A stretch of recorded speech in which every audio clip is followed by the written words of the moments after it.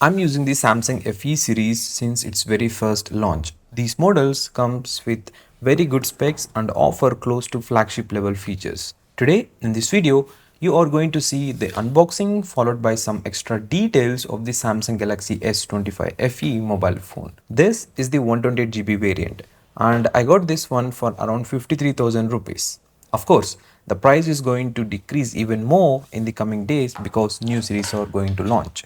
Recently, I noticed that the Samsung S25 Plus mobile is available for close to 69,000 rupees, which I can say is a great deal. Coming to the inbox contents, it's the same as other Samsung mobile phones. We get one SIM ejector tool, a Type-C to Type-C cable, and some paperwork. This time, Samsung has improved the charging speed capacity for this series. Previously, it was limited to 25 watts and now it is 45 watts. But still, we don't get a charger in the box. Personally, I really like the OnePlus mobiles and some other brands where they include the fastest charger inside the box. Currently, I'm using the Samsung S24 FE as my primary driver. Once this video is completed, I'll shift to this mobile phone. We get different color options for this model. The first thing I observed was that the camera bump is not too much compared to the previous model. In hand, it also feels lightweight. And the interesting thing is, Samsung has increased the battery capacity from 4700 mAh to 4900 mAh in this one. There is no screen protector pre-applied to the mobile phone.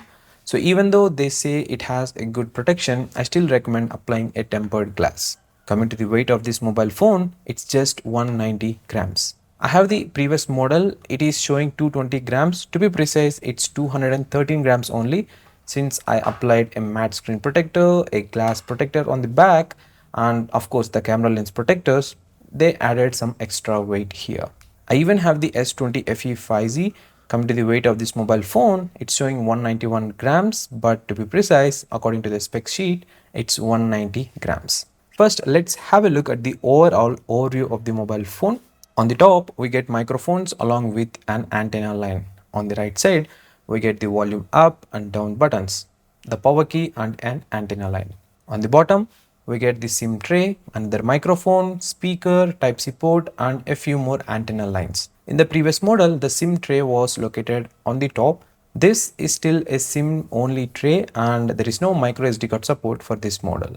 On the left side, we get nothing apart from antenna lines. The back is matte, so it feels very good in hand, unlike the previous model which used to catch a lot of fingerprints. Personally, I like this type of design where we can easily use the phone even without a back case if we want. The camera bump is also not too high compared to the previous model. Of course, I added a lens protector to the previous model, so that's why it's looking slightly raised, but you can check out the full review video, you get a better idea about this. I'll be also comparing this mobile phone in the coming days, so you will get even more clarity.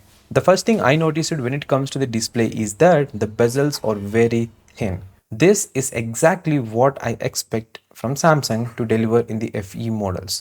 I quickly set up the phone and now let's meet on the main screen. First, I want to show you the differences in bezels between these two mobile phones. You can clearly see the difference overall. The screen to body ratio of S25 FE is around 89.2%, whereas it is 88% in the S24 FE. Even though the numbers are very close, you can still notice a clear difference. Fun fact, for the first FE model, the S20 FE 5Z, the screen body ratio was just 84.8%. You can observe how it is evolved over the years. Next, let's check the free storage we get out of 128GB. Around 22.9GB is already used and the remaining storage is free. I highly recommend you that if in case you are buying this mobile phone, choose the 256GB in coming days. Of course, there are some pre-installed apps that we can uninstall it later if we want, but yeah, they are already there. The overall look and feel of using this mobile phone definitely makes me feel I'm using a flagship Samsung device. Unlike other mobile phone reviews, I'll be comparing this phone across different segments in detailed videos. So you will understand much better how good it actually is. You can also comment below and let me know which comparisons you want, whether it's with the S20 FE or S24 FE.